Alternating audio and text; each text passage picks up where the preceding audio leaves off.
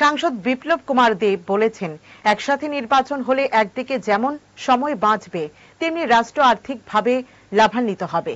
কিছু সময় পরপর নির্বাচন হলে নির্বাচনে আচরণ বিধি সহ নানা কারণে 5 বছর মেয়াদের সরকার অন্তত 2 বছর মানুষের কল্যাণে কাজ করার জন্য কম সময় পায়। এতে রাষ্ট্রের ও নাগরিকদের উভয় ক্ষেত্রেই ক্ষতিগ্রস্ত হয়।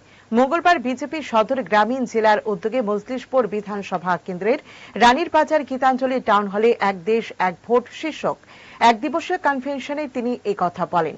তিনি বলেন, একটি নির্বাচন করাতে সরকারি অর্থ ও পারিপার্শ্বিক সব মিলিয়ে দেশের একটা বড় অর্থ খরচ হয়, কিন্তু নির্বাচন একসাথে হলে সরকারগুলি যেমন জনকল্যাণে অধিক সময় পাবে, তেমনি অতিরিক্ত অর্থ অন্তিম ব্যক্তিদের কল্যাণে ব্যয়িত হলে সমাজের পিছিয়ে পড়া অংশের মানুষ সফল পাবে।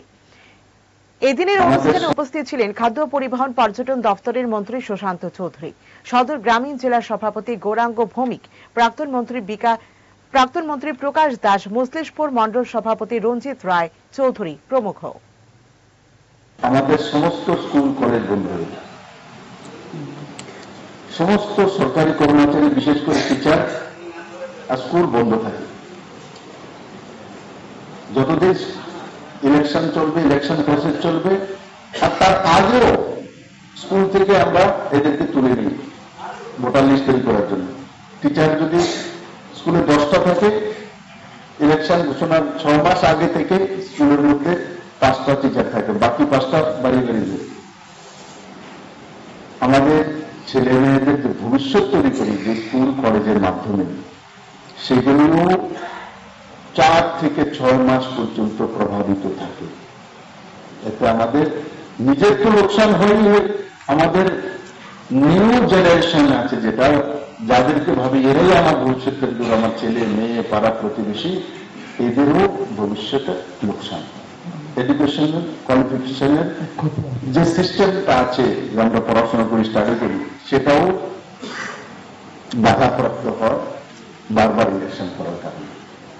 আমাদের হোম মিনিস্টার অমিত ভাই শাহ, অর্জুন রাম মেঘওয়াল ল মিনিস্টার, আমাদের প্রাক্তন সেক্রেটারি জেনারেল লোকসভা, আমাদের বিভিন্ন উচ্চপদস্থ আধিকারিকরা যারা ছিলেন, 7-8 জনের একটা কমিটি করে রামনাথ কোবিন্দের নেতৃত্বে কমিটির রিপোর্ট জমা হয়েছে এবং সেই কমিটি প্রস্তাব করেছে ওয়ান নেশন ওয়ান ইলেকশন করার জন্য, অর্থাৎ লোকসভা এবং বিধানসভা আমাদের সারা দেশে একসঙ্গে করার জন্য।